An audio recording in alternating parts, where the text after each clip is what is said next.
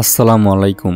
আমাদের ছোটবেলায় বলা হতো সন্ধ্যা হলো জিন ইবলিশদের সময়। এই সময়ে নাকি মানুষ নয় অন্য কিছু ঘোরাফেরা করে, তাই তখন ঘর থেকে বের হওয়া, হাসাহাসি করা কিংবা কাউকে অভিশাপ দেওয়া সবই নিষেধ ছিল। কিন্তু ইন্দোনেশিয়ার এক গ্রামের কয়েকজন বন্ধু সে নিয়ম ভেঙে ফেলে। তারা মজার ছলে এক লোককে সন্ধ্যার ঠিক সেই মুহূর্তে অভিশাপ দেয়। সেই রাতের পর থেকেই গ্রামটা বদলে গিয়েছিল, আর সেই অভিশাপের পর থেকেই শুরু হয় এমন সব ভয়ঙ্কর ঘটনা যা আজও সেই গ্রামের মানুষ ভুলতে পারেনি। ইন্দোনেশিয়াতে এখনো সবাই বিশ্বাস করে সন্ধ্যার সময় বা মাগরিবের সময় যদি কেউ কাউকে অভিশাপ দেয় বা কাউকে নিয়ে হাসাহাসি করে, তাহলে নাকি সেই জিন আবার জাগ্রত হয় এবং একজনের শরীর বেছে নেয়। তো এরপর সেই গ্রামে কি হয়েছিল সেটাই আজকে গল্পের খোঁজ তোমাদের জানাবে। তার আগে যারা আমার চ্যানেলে নতুন আছো তারা অবশ্যই আমার চ্যানেলটি সাবস্ক্রাইব করে ফেলো। যদি ভিডিওটি শেষ পর্যন্ত ভালো না লাগে আনসাবস্ক্রাইব করে দিও। গল্পের শুরুতে আমরা একটি হাদিস শুনতে পাই, সূর্যাস্তের সময় অন্ধকার না হওয়া পর্যন্ত তোমাদের বাচ্চাদের বাহিরে যেতে দিও না, কারণ সূর্য অস্ত যাওয়ার সাথে সাথে শয়তান বেরিয়ে আসে। এরপর আমরা দেখতে পাই প্রচুর বৃষ্টি পড়ছে, আকাশে বিদ্যুৎ চমকাচ্ছে, দূর থেকে কারো আতঙ্কিত আওয়াজ ভেসে আসছে, আমাকে সাহায্য করো। তারপর আমরা দেখি জ্যোতিষে নামে এক ছেলেকে, সে দৌড়ে যাচ্ছে, চারপাশে তাকিয়ে চিৎকার করছে, আমাকে সাহায্য করো। তাকে দেখে বোঝা যায় সে খুব ভয় পেয়ে আছে। সে দৌড়ে ক্ষেতের মাঝখানে থাকা একটা নর্দমার ভেতর লুকিয়ে পড়ে। কাঁপতে কাঁপতে সে চোখ বন্ধ করে বলে, আল্লাহ তুমি আমাকে সাহায্য করো, আল্লাহ দয়া করো আমাকে। হঠাৎ আমরা দেখি অন্ধকারের ভেতর থেকে একটা ভয়ঙ্কর মুখ উকি দিচ্ছে। মনে হয় এই জিনিসটার ভয়েই জ্যোতিষী এখানে পালিয়ে এসেছে। তারপর এক মুহূর্তেই ভয়ানক একটা হাত এগিয়ে এসে জ্যোতিষীকে ধরে টেনে নিয়ে যায় অন্ধকারের ভেতরে। আর এখানেই বোঝা যায় এটা কোনো সাধারণ কিছু নয়, এটা হলো এক ভয়ঙ্কর শয়তান জিন যে শুধু মাগরিবের সময় বের হয়। এরপর আমরা দেখতে পাই একজন হুজুর বাচ্চাদেরকে আরবি শিক্ষা দিচ্ছেন। এখানে হুজুর বাচ্চাদেরকে বলে, তোমরা কখনো মাগরিবের সময় ঘর থেকে বাইরে বের হবে না। ওই সময়টাতে কখনো কাউকে নিয়ে ঠাট্টা বা কাউকে অভিশাপ দেবে না, তাহলে এর পরিণাম খুবই ভয়ঙ্কর হবে। এরপর আমরা ইউগা নামে একটা ছেলেকে দেখতে পাই। ইউগার মা বাবা আর বেঁচে নেই, সে তার আন্টির কাছে থেকেই মানুষ হচ্ছে। তার একটা কাকাতো বোন আছে, তার নাম উলান, আর এই হচ্ছে তাদের মা সুরতি। ইয়োগা তখন ফুটবল খেলার জন্য রেডি হচ্ছিল, কারণ আজ তাদের একটা বড় টুর্নামেন্ট আছে। ঠিক সেই সময় ইয়োগার বন্ধুরা একটা ছোট পিকআপ গাড়ি নিয়ে তার বাড়ির সামনে আসে তাকে নিতে। এরপর ইয়োগা হাসি মুখে নিজের ব্যাগটা নিয়ে পিকআপে উঠে পড়ে আর তাদের সাথে খেলার উদ্দেশ্যে রওনা দিয়ে দেয়। এদিকে আমরা জানতে পারি সুরতি অনলাইনে খাবার ডেলিভারি করে। সে কাজ শেষ করে ফিরে এসে দেখে ইয়োগা তার পানির বোতলটা রেখে গিয়েছে। তখন সুরতি তার মেয়ে উলানকে বলে, বাবা যাও এই পানির বোতলটা ইয়োগাকে দিয়ে এসো, আর যেহেতু ওদের খেলা আছে একটু খেলাটাও দেখে এসো। প্রথমে উলান যেতে চাইছিল না, কিন্তু মায়ের বারবার জোরাজোরিতে শেষমেশ সে রাজি হয়ে যায়। তো এরপর উলান পানির বোতলটা হাতে নিয়ে মাঠে চলে আসে, কিন্তু এখানে এসে সে দেখে তার ভাই ইয়োগাকে এখনো মাঠে নামানো হয়নি। ঠিক তখন হঠাৎ তাদের দলের একজন খেলায় ইনজুরিতে পড়ে যায়। তখন বাধ্য হয়ে ইয়োগাকে মাঠে নামানো হয়। ইয়োগা মাঠে নামা মাত্রই দুর্দান্ত খেলতে শুরু করে, তার সাথে কেউই পারছিল না। সে একের পর এক ডিফেন্ডারকে কাটিয়ে এগিয়ে যাচ্ছিল, কিন্তু একটা ছোট পাকনামির জন্য তাদের দল একটা গোল খেয়ে বসে। কারণ ইয়োগা ভালো খেললেও সে কারো কাছে বল পাস দিচ্ছিল না, সব একাই করতে চাইছিল। গোল খাওয়ার পর সেখানে আনাস নামে এক ছেলের সাথে ইয়োগার বড় ঝামেলা শুরু হয়। আনাস রেগে বলে উঠে, তুই কি নিজেকে মেসি ভাবছিস নাকি? এরপর তাদের মধ্যে তুমুল ঝগড়া শুরু। এক পর্যায়ে সেটা মারামারিতে রূপ নেয়, তাই শেষ পর্যন্ত তাদের খেলাটা আজকের জন্য স্থগিত করে দেওয়া হয়। এরপর তারা যার যার বাড়িতে যাওয়ার জন্য পিকআপে উঠে পড়ে। তখন মাগরিবের আজান হচ্ছিল। এর জন্য তাদের একজন টিচার তাদের সবাইকে বলে, যেহেতু মাগরিবের আজান দিচ্ছে তোমরা নামাজটা এখানেই পড়ে যাও। তখন এন্ড্রু টিচারকে বলে, আমরা বাড়ি গিয়ে নামাজ পড়ে নিব। কিন্তু ইয়োগা বলে, আমাদের আগে নামাজ পড়াটা দরকার ছিল। তো তারা তখন কেউ নামাজ না পড়ে তাদের পিকআপ নিয়ে বেরিয়ে পড়ে। অন্য পাশে বাজারে দেখা যায় কয়েকজন লোক বসে গল্প করছে। তখন আদি নামে এক লোক সেখান থেকে উঠে বাহিরের দিকে বেরিয়ে যায়। তাকে দেখে পাশে থাকা দুজন লোক বলে উঠে, ভাই আজান হচ্ছে, এই সময় বাইরে যাবেন না। কিন্তু আদি তাদের কোনো কথা না শুনে বাহিরে চলে আসে। বাহিরে গিয়ে সে আকাশের দিকে একভাবে তাকিয়ে থাকে। আজকের আকাশটা যেন যেন অন্যরকম লাগছে তার কাছে। মনে হচ্ছে সে কিছু জানে। একটা ভয়ঙ্কর আওয়াজ যেন ধীরে ধীরে এই গ্রামের দিকে ছুটে আসছে। অন্য পাশে দেখা যায় সব বন্ধুরা মিলে জঙ্গলের ভেতর দিয়ে একটা সরু রাস্তা ধরে নিজেদের বাড়ির দিকে ফিরছে। পথে যেতে যেতে তারা সবাই আনাস নামে সেই ছেলেটাকে নিয়ে আলোচনা করছে, যার সাথে তাদের আজকে ঝামেলা হয়েছিল। একজন দিকে গিয়ে বলে, কালকে আমি ওর ঠ্যাং দুটো ভেঙে দিব। আরেকজন বলে উঠে, না, আমি কাল ওকে নিজের মতো করে পিটাবো। এরপর আরেকজন হেসে বলে, ওর মুখটা তো কুকুরের মতো, ওই মুখটাই আগে ভেঙে ফেলা দরকার। এরপর তারা সবাই মিলে হাসাহাসি করতে থাকে আনাসকে নিয়ে। বকাবকি আর গালাগালিতে মেতে উঠে তারা। কিন্তু এই সব অভিশাপ আর বকাবকি, এই কথাগুলো শুনে ইয়োগার একদমই ভালো লাগছিল না। ঠিক সেই সময় হঠাৎ তাদের গাড়ির সামনে এক ছেলে এসে ধাক্কা খায়। ড্রাইভার তাড়াতাড়ি নেমে ছেলেটাকে পরীক্ষা করতে যায়। পরীক্ষা করে ড্রাইভার দেখতে পায় ছেলেটার বেঁচে নেই। সে সঙ্গে সঙ্গে পুলিশকে ফোন করে আর পুরো ঘটনাটা জানায়। আর এই দৃশ্যটা উলান দেখে অনেক ভয় পেয়ে যায়। সে চুপচাপ গিয়ে গাড়িতে বসে পড়ে। তার মুখে কোনো কথা নেই, শরীর ভয়ে কাঁপছে। এরপর বন্ধুরা সবাই মিলে জঙ্গল থেকে কলা পাতা কেটে এনে সেই মৃত ছেলেটার গায়ের উপর বিছিয়ে দেয়। সবাই তখনও এই ঘটনার ভয়ে থমকে আছে। ঠিক তখনই উলান খেয়াল করে যে ছেলেটা মারা গেছে সে জঙ্গলের ভেতর থেকে তাকে ইশারা করছে। ছেলেটা উলানকে বলছে, চলো খেলি। উলান ভয়ে হতবাক হয়ে যায়, কিন্তু কোনো অজানা শক্তি যেন তাকে সেই দিকে টেনে নিচ্ছে। এদিকে ইয়োগা গাড়ির দিকে তাকিয়ে দেখে উলান গাড়িতে নেই। সবাই ছুটে আসে। কেউ বলে হয়তো উলান জঙ্গলের দিকে চলে গেছে। তারা উদ্বিগ্ন হয়ে চারপাশে খুঁজতে থাকে উলানকে। আর সেই সময় দেখা যায় উলান জ্ঞানহীন এক অবস্থায় ধীরে ধীরে সেই মৃত ছেলেটার পিছন পিছন জঙ্গলের গভীরে যাচ্ছে। হঠাৎ করে সেই ছেলেটা উলানের সামন থেকে মিলিয়ে যায়। তখন উলানের জ্ঞান ফিরে আসে। সে চারদিকে তাকিয়ে বুঝতে পারে সে এখানে একা, কিন্তু ঠিক তার পিছনেই আমরা দেখতে পাই সেই ভয়ানক শয়তান জিনকে, যাকে আমরা গল্পের শুরুতে দেখেছিলাম। আর ঠিক তখন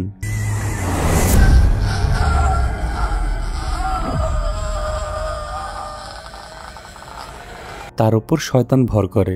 আর একটু আগে বন্ধুরা মিলে যখন আনাসকে অভিশাপ দিচ্ছিল, গালাগালি করছিল, তখন এই ভয়ানক জিন মানে মাগরিবের শয়তান আবার জাগ্রত হয়ে যায়। এর জন্যই মাগরিবের সময় ঘর থেকে বের হতে হয় না, কাউকে নিয়ে মজা বা অভিশাপ দেওয়া লাগে না। এই হাদিসটি সহিহ বুখারী ও সহিহ মুসলিমে পাওয়া গেছে, হাদিস নাম্বার 3280। এরপর বন্ধুরা সবাই মিলে জঙ্গলে উলানকে খুঁজতে থাকে। তারা আলাদা আলাদা ভাবে ভাগ হয়ে যায়, যেন যত তাড়াতাড়ি সম্ভব উলানকে খুঁজে পাওয়া যায়। এদিকে এন্ডু একাই জঙ্গলের ভেতর উলানকে খুঁজছিল। হঠাৎ সে দেখতে পায় তার সামনে সেই ভয়ানক জিনটা দাঁড়িয়ে আছে।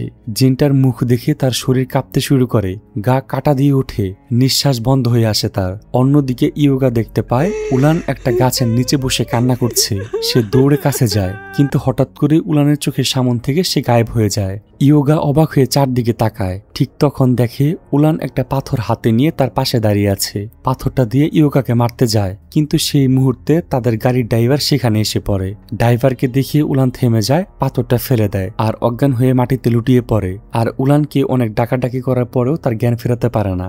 গাড়ির ড্রাইভার যেহেতু পুলিশকে ফোন করেছিল, এর জন্য সেখানে পুলিশ চলে আসে এবং যে বাচ্চাগুলো এই পিকআপে ছিল সবগুলোর বাবা মাও এখানে এসেছে। তারা এখানে তাদের বাচ্চাদের দেখতে না পেয়ে তারা জঙ্গলে খোঁজাখুঁজি শুরু করে দেয়। তারা অনেকক্ষণ খোঁজাখুঁজি করার পর শুধু উলান আর ইয়োগাকে খুঁজে পায়, আর বাকিদের অনেক খোঁজাখুঁজি করার পরেও খুঁজে পায় না। এরপর উলান আর ইয়োগাকে বাসায় নিয়ে আসা হয়, কিন্তু উলান এখানে কোনো কথা বলছিল না। তার মা ভাবে হয়তো চোখের সামনে অ্যাক্সিডেন্ট দেখে সে একটু ভীত অবস্থায় আছে, সেটা আস্তে আস্তে ঠিক হয়ে যাবে। কিন্তু আমরা তো জানি উলানের সাথে কি হয়েছে। উলানের মা তার সাথে অনেক কথা বলার চেষ্টা করে, কিন্তু উলান মুখ থেকে একটা শব্দ বের করে না। অন্যদিকে যেখানে অ্যাক্সিডেন্ট ঘটেছিল সেখানে আসে আদি। সেখানে উপস্থিত কিছু লোকের কাছ থেকে সে জানতে পারে এই জায়গা থেকে 6 জন বাচ্চা রহস্যজনকভাবে একটু আগে গায়েব হয়ে গিয়েছে। সব শুনে আদি চুপচাপ তার গাড়িতে ফিরে আসে। গাড়িতে বসেই সে ব্যাগ থেকে একটা পুরানো ছবি বের করে। এটা সেই ছেলেটার ছবি যাকে আমরা গল্পের শুরুতে দেখেছিলাম। আর এখন যে ছেলেটা মারা গেছে সে আর কেউ নয়, সেই একই ছেলে। অর্থাৎ 20 বছর আগে যে ছেলেটা হঠাৎ করে হারিয়ে গিয়েছিল আজ সেই ফিরে এসেছে, কিন্তু জীবিত নয়, মৃত অবস্থায়। আর ঠিক সেই মুহূর্তেই যখন এই ছেলেটা মারা যায় তার শরীরের ভেতরে থাকা সেই ভয়ানক জিন বেরিয়ে আসে। আর সেই জিনটাই এখন উলানার শরীরের ভেতর প্রবেশ করেছে। আর এই জিনটা এতদিন ধরে জ্যোতিষীর ভেতর ছিল। ছিল, আর আজ 20 বছর পর সে একটা নতুন শরীর পেয়েছে। এরপর আদি তার বন্ধুকে ফোন করে আর এই বিষয়ে তাকে জানায়। আর এখানে আমরা জানতে পারি আদি এই শক্তির সাথে পূর্ব পরিচিত, মানে এই জিন সম্পর্কে সে সবকিছু জানে।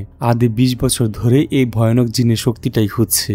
আদি এই শক্তির সাথে কিভাবে পরিচিত হলো আর সে এই শক্তিটা কেন খুঁজছে সেটা আমরা একটু পরেই জানতে পারবো।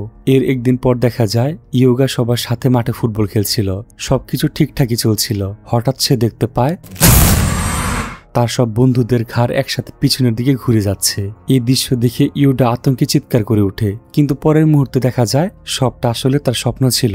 স্বপ্ন থেকে উঠে ইয়োগা হাঁপাচ্ছে, গলা শুকিয়ে কাঠ হয়ে গেছে তার। সে পানি খেতে চায় কিন্তু গ্লাসে এক ফুঁটো পানি ছিল না। তখন ইয়োগা পাশের রুমে পানি আনতে যায়। ঠিক সেই সময় তার কানে ভেসে আসে এক অদ্ভুত আওয়াজ, মনে হচ্ছিল কেউ যেন কিছু চিবিয়ে খাচ্ছে। সে আস্তে আস্তে দরজাটা খুলে তাকায়, দেখে কিছু দূরে উলান বসে আছে আর তার হাতে একটা বিড়াল। সে এই বিড়ালটাকে কাঁচা চিবিয়ে খাচ্ছে। এই দৃশ্য দেখে ইয়োগা ভয়ে পিছিয়ে যায়, দরজাটা আস্তে করে বন্ধ করে ধীরে ধীরে পিছাতে থাকে। কিন্তু হঠাৎ সে টের পায় তার ঠিক পিছনেই কেউ আছে। ঘুরে তাকাতেই দেখে উলান একটা ধারালো ছুরি হাতে দাঁড়িয়ে আছে, আর মুহূর্তেই সে হাতে একটা ছুরি নিয়ে দৌড়ে এসে ইয়োগাকে আক্রমণ করে। ইয়োগা চিৎকার করে ওঠে, তখন তার মা দৌড়ে আসে। মাকে দেখে ইয়োগা কিছুটা শান্ত হয়, হাঁপাতে হাঁপাতে বলে, মা, উলান। এরপর ইয়োগা সাহস করে উলানার রুমের দিকে যায়, দেখে উলান শান্তভাবে শুয়ে আছে, যেন কিছুই ঘটেনি। সে ভাবে হয়তো সবটাই তার কল্পনা ছিল, কিন্তু দেখা যায় উলানের হাতে এখন রক্ত লেগে আছে, মানে ইয়োগার সাথে যা কিছু ঘটেছিল সবকিছুই সত্যি। পরের দিন সকালে ইয়োগা রেডি হয়ে স্কুলে যাওয়ার জন্য বের হচ্ছিল, তখন সে দেখতে পায় তার সামনে উলান বসে আছে। ইয়োগা উলানকে দেখে এতটাই ভয় পেয়ে যায় যে সে তার প্যান্টে পেশাব করে দেয়। এদিকে সেই জঙ্গলে গ্রামের চৌকিদার সহ আরো অনেক লোক সেই হারিয়ে যাওয়া বাচ্চাদেরকে খুঁজে বেড়াচ্ছে। অন্য পাশে দেখা যায় স্কুলে আনাস ইয়োগাকে ধরে পিটাতে শুরু করেছে, কারণ আগের দিন ইয়োগার সাথে তার ঝামেলা হয়েছিল, কারণ ইয়োগার জন্যই তাদের দল একটা গোল খেয়েছে। তাই আজ আনাস রেগে গিয়ে প্রতিশোধ নিতে চায়, সে ইয়োগাকে মারতে থাকে। অন্য বন্ধুরা অবাক হয়ে এই দৃশ্য দেখছিল। তখনই উলান সেখানে এসে দাঁড়ায়। সে ঠান্ডা গলায় বলে ওঠে, আজ সন্ধ্যায় তোমাদেরকে সে তুলে নেবে। তার কথা শুনে সবাই হতভম্ব হয়ে যায়। তারা একে অপরের মুখের দিকে তাকায়, কিন্তু কেউই বুঝতে পারে না উলান আসলে কি বলতে চেয়েছে।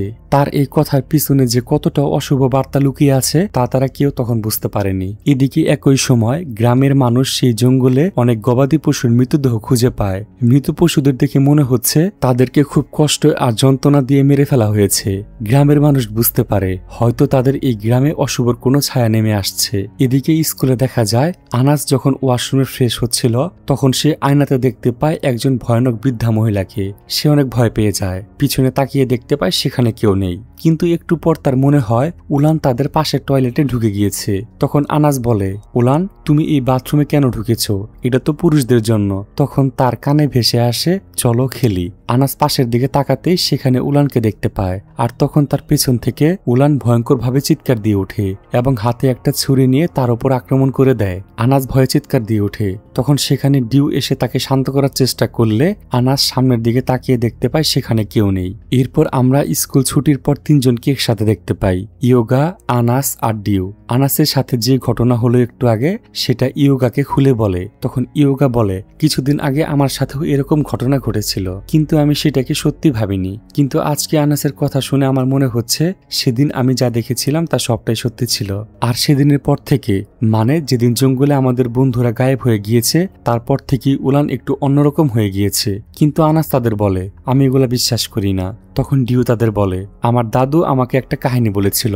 20 বছর আগে জাতি যাজার এলাকায় সন্ধ্যার সময় বেশ কিছু বাচ্চা নিখোঁজ হয়ে যায়। তারপর থেকে কাউকে খুঁজে পাওয়া যায়নি।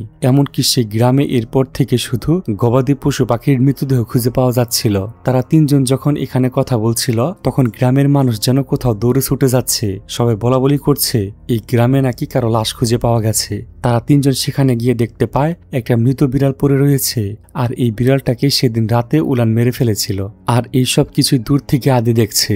আদি এখানে বুঝতে পেরেছে 20 বছর আগে যে ঘটনাটা জাতি যাজার এলাকায় ঘটেছিল, আজকে সেই ঘটনাটা আবার এই গ্রামে শুরু হয়ে গিয়েছে। এরপর ইয়োগা দৌড়ে এসে উলানের রুমের সামনে এসে দাঁড়ায়। সে দেখতে পায় উলান তার বিছানাতে শুয়ে ঘুমাচ্ছে। তখন তার মা তাকে বলে উলানের খুব খারাপ লাগছিল তাই সে ঘুমিয়ে আছে। আর তখনই আমরা দেখতে পাই উলান সেখানে বসে আছে আর ইয়োগার দিকে অদ্ভুতভাবে তাকিয়ে আছে। তো প্রতিদিনের মতো আজকেও সুরতিকে কিছু খাবার ডেলিভারি করতে হবে। তখন সুরতি ইয়োগাকে বলে তুমি আজকে তোমার চাচার সাথে যাও, খাবারগুলো ডেলিভারি দিয়ে এসো। এরপর ইয়োগা খাবার নিয়ে তার চাচার সাথে বেরিয়ে পড়ে। কিন্তু উলান অদ্ভুত আর রহস্যময় ভাবে ইয়োগার দিকে তাকিয়ে থাকে। কিছুক্ষণের মধ্যেই সন্ধ্যা হয়ে যাবে আর মাগরিবের আজান দেবে। দেখা যায় গ্রামের সব মানুষ তাদের বাচ্চাদেরকে নিয়ে দৌড়াদৌড়ি করছে। সবাই যার যার বাচ্চাদেরকে নিয়ে ঘরের ভিতর ঢুকে যাচ্ছে, কারণ সন্ধ্যা হলে তাদের মনে অজানা এক ভয় ঢুকে যায়। তাই গ্রামবাসীরা সন্ধ্যার সময় তাদের বাচ্চাদেরকে বাইরে থাকতে দেয় না। অন্যদিকে আনাস তার বন্ধু অন্টনকে ফোন করে বলে সন্ধ্যা হয়ে গিয়েছে, তুই যেন বাড়ি থেকে বের না হস। কিন্তু অন্টন হেসে বলে এগুলো আমি বিশ্বাস করি না। এটা বলে সে ফোনটা রেখে দেয়। এরপর আমরা দেখতে পাই তার বাড়ির দরজায় কেউ কড়া নাড়ছে। অন্টন দরজা খুলে তাকায় কিন্তু কাউকে দেখতে পায় না। সে দরজা বন্ধ করে ঘরে ঢুকে যায়। ঠিক তখন আমরা বাড়ির জানলায় দেখি ভয়ানকভাবে কিছু ছেলে দাঁড়িয়ে আছে। আর এই ছেলেরা হলো সেই একই ছেলেরা যারা কিছুদিন আগে গায়েব হয়ে গিয়েছিল। অন্টন তার সামনে দেখে অ্যান্ডো ভয়ানকভাবে দাঁড়িয়ে আছে। যখন সে পিছনের দিকে তাকিয়ে পালানোর চেষ্টা করে সে দেখে তার পিছনেও বাকি ছেলেরা দাঁড়িয়ে আছে আর তারা একসাথে অন্টনের উপর আক্রমণ করে। এরপর আনাস ডিউকে ফোন করে। তখন ডিউ নামাজ পড়ছিল। নামাজ শেষ করে ডিউ ফোন ধরলে আনাস বলে তুই অন্টনের বাড়িতে যা, সম্ভবত সেখানে তার কোনো বিপদ হয়েছে। ইতিমধ্যে আমরা দেখতে পাই আনাসের বাড়িতেও সেই ছেলেরা চলে এসেছে। প্রতিটি ছেলের চেহারা অনেক ভয়ঙ্কর লাগছে। মুখে যদিও হাসি, কিন্তু তাদের চেহারায় স্পষ্টভাবে ভয় আর হিংস্রতা ফুটে উঠেছে। এরপর তারা সবাই মিলে আনাসের উপর আক্রমণ চালায়। ওই পাশ থেকে চিল্লানোর আওয়াজ শুনে ডিউ সাথে সাথে আনাসের বাড়ির দিকে যাওয়ার জন্য রওনা হয়। পথে তার সাথে দেখা হয় ইয়োগার। ডিউ ইয়োগাকে সবকিছু খুলে বলে। এরপর তারা একসাথে আনাসের বাড়ির দিকে রওনা হয়। তারা দুজন আনাসের বাড়ির সামনে পৌঁছালে দেখতে পায় চারদিক থেকে সেই ছেলেগুলা বের হয়ে আসছে। ইয়োগা সবাইকে দেখে চিনতে পারে এরা সবাই তাদের হারানো বন্ধু। তারা সবাই মিলিত হয়ে ডিউ আর ইয়োগার উপর আক্রমণ করে। সবাই যেন জম্বির মতো হিংস্র হয়ে উঠেছে। তাদের সামনে যারাই আসছে তাদেরকে তারা ছুরি দিয়ে কেটে টুকরো টুকরো করে কেটে ফেলছে। ডিউ আর ইয়োগা নিজেদের জীবন বাঁচানোর জন্য ছুটতে থাকে। কিছুটা দূরে যাওয়ার পর তারা দেখতে পায় আদি চিৎকার করে বলছে তাড়াতাড়ি তোমরা গাড়িতে উঠে পড়ো। এরপর তারা দুজন দ্রুত গাড়িতে উঠে পড়ে আর আদি তাদেরকে নিয়ে সেখান থেকে পালিয়ে যায়। এরপর দেখা যায় আক্রান্ত ছেলেরা যাদেরকে তুলে এনেছিল তাদেরকে সবাইকে এখানে মেরে ফেলা হয়েছে। এখানে শুধু আনাস জীবিত আছে। এরপর সেখানে হাজির হয় উলান আর তার পিছন থেকে সেই ভয়ানক শয়তান জিন বের হয়ে আসে আর হাওয়াতে উঠে যায়। এরপর তাদের সবাইকে সেখানে মেরে ফেলে। অন্যদিকে আদি, ডিউ আর ইয়োগা নিরাপদ জায়গায় পৌঁছে গেছে। তখন আদি দুজনকে বলে সেদিন রাতে যে অ্যাক্সিডেন্ট হয়েছিল সেই রাতের পর থেকেই তো এইসব ঘটনা শুরু হয়েছে। তোমরা কি সেদিন সন্ধ্যায় এমন কিছু বলেছিলে বা করেছিলে যা তোমাদের বলা বা করা উচিত ছিল না? ইয়োগা স্বীকার করে হ্যাঁ, সেদিন আমরা আনাসকে অনেক বকাবকি করেছিলাম এবং অভিশাপ দিয়েছিলাম। তখন আদি বলে এর জন্যই তোমাদের আজকে এই অবস্থা। যদি সেদিন মাগরিবের সময় আনাসকে নিয়ে হাসাহাসি বা অভিশাপ না দিতে আর তোমরা সন্ধ্যার পর বাহিরে না থাকতে তাহলে আজকে এমন কিছুই হতো না। সেই শয়তানটাও আবার ফিরে আসতো না।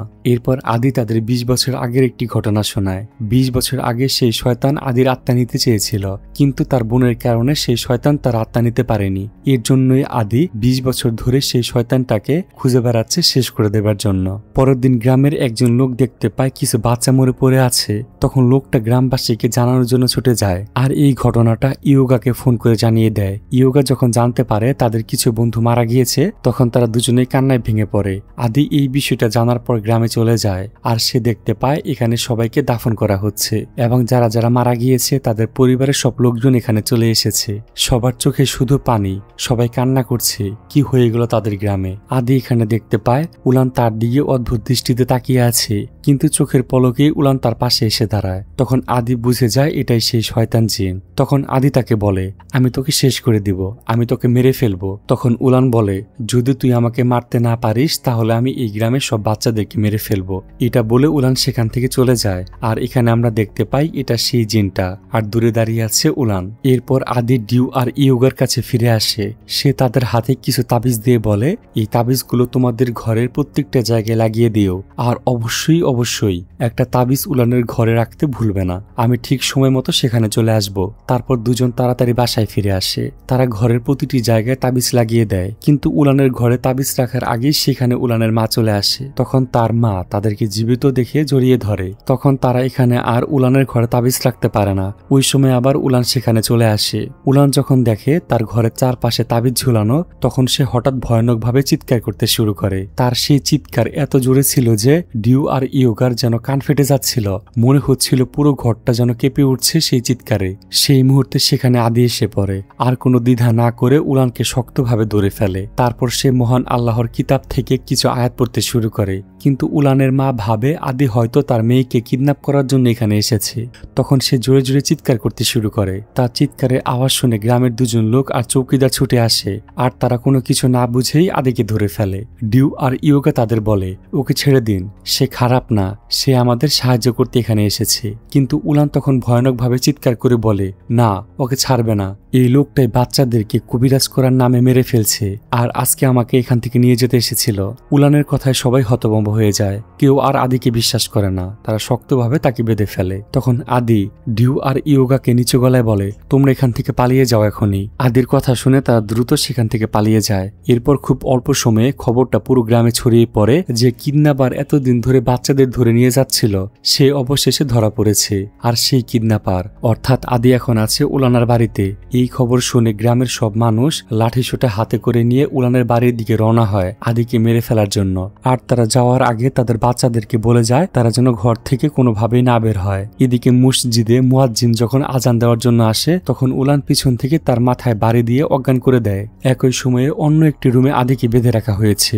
গ্রামের কিছু লোকেরা আদির সামনে এসে বলে, সত্যি করে বলো তুমি বাচ্চাদের নিয়ে কি করেছো, আর তুমি কোথায় থেকে এসেছো? কিন্তু আদি মুখ খোলে না, কোনো কথা বলে না। তখন মাইক থেকে এক অজানা আওয়াজ ভেসে আসে। উলান মাইকে বলছিল, বাচ্চারা তোমরা যারা যারা ঘরে আছো তারা সবাই বেরিয়ে আসো, আমরা এখন খেলবো। এই মাইকের আওয়াজ যতগুলা বাচ্চার কানে পৌঁছায় তারা সবাই প্রজেস্ট হয়ে যায়। একে একে করে সবাই ঘর থেকে বেরিয়ে আসে। আদি তখন চিল্লিয়ে বলে, তোমরা তাড়াতাড়ি আমাকে ছেড়ে দাও, না হলে আজকে অনেক বাচ্চা মারা যাবে। কিন্তু গ্রামের মানুষরা আদির কথায় বিশ্বাস করে না। তারা ভাবছে আদি সবকিছুর মূল। এদিকে গ্রামের সবাই জানতে পারে যে তাদের বাচ্চারা সবাই ঘর থেকে নিখোঁজ হয়ে গিয়েছে। তারা সবাই তাদের বাচ্চাকে খোঁজার জন্য এই বাড়ি থেকে তখন চলে যায়। ওই সময় সেখানে সেই ভয়ানক বাচ্চাগুলো চলে আসে। তখন তারা আর কোনো উপায় না পেয়ে আদির বাঁধন খুলে দেয়। তখন তারা তিনজন মিলে বাচ্চাদেরকে আটকানোর চেষ্টা করে। এরপর আদি সেখান থেকে বেরিয়ে যায় বাকি বাচ্চাদেরকে বাঁচানোর জন্য, যারা একটু আগে প্রজেস্ট হয়ে তাদের বাড়ি থেকে বের হয়ে গিয়েছে।